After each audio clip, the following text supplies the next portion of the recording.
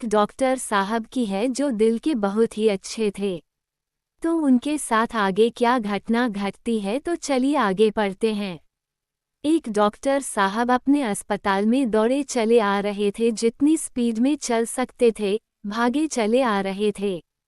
Operation theatre वाली lobby में आए तो उन्हें 5-6 लोगों ने घेर लिया और सुनाने लगे कि अस्पताल खोल लिया, अपने आप को क्या समझते हैं, अब आए हैं हम, इतनी देर से इंतजार कर रहे हैं, आपको कोई शॉट नहीं है, आपको कोई चिंता नहीं है, हमारा बच्चा ऑपरेशन थिएटर में है, हम इंतजार कर कर के थक गए हैं, आप अब आ रहे हैं। डॉक्टर साहब ने कहा मुझे जाने दीजिए, मुझे काम करना है। वो लोग सुनाए जा रहे थे कि डॉक्टर साहब आपका बेटा होता तो आप इतने आराम से आते, आप भाग कर आते, आप जल्दी आते, बहुत कुछ कह दिया उन्होंने डॉक्टर साहब को। डॉक्टर साहब ने कोई रिएक्ट नहीं किया, वे दौड़े चले गए ऑपरेशन थिएटर में। 1-1.5 घंटे तक ऑपरेशन चला। उसके बाद जब वापस बाहर निकले तो 5-6 लोगों ने फिर घेर लिया कि क्या हुआ क्या हुआ।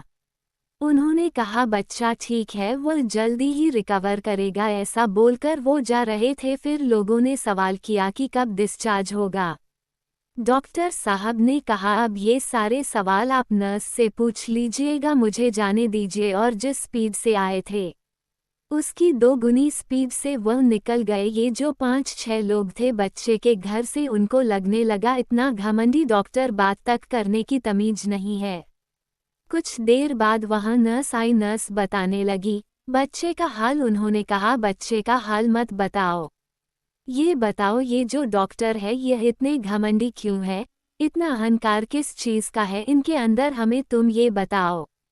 सीधे मुंह बात नहीं करते आए थे, तब हमने पूछा तो जवाब नहीं दे रहे थे, जा रहे थे तब भी जवाब नहीं दे रहे। बहुत सारे डॉक्टर हैं और ये तो हम मुसीबत में थे, इसलिए आपके यहाँ आना पड़ा।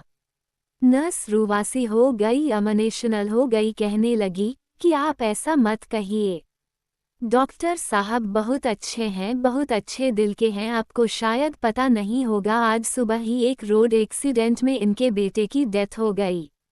लेकिन हमारा फर्ज है इन्हें बताना कि कोई मरीज आया है ऑपरेशन थिएटर में, तो हमने कॉल किया, अपनी ड्यूटी निभाई।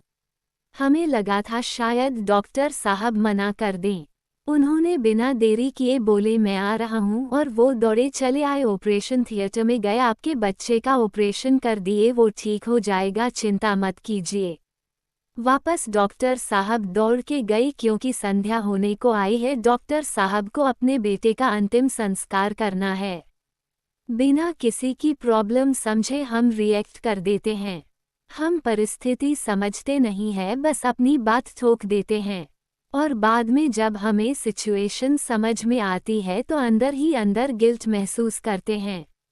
इसलिए जीवन में कभी भी किसी की भी सिचुएशन जाने बगैर कोई भी कमेंट नहीं कीजिएगा।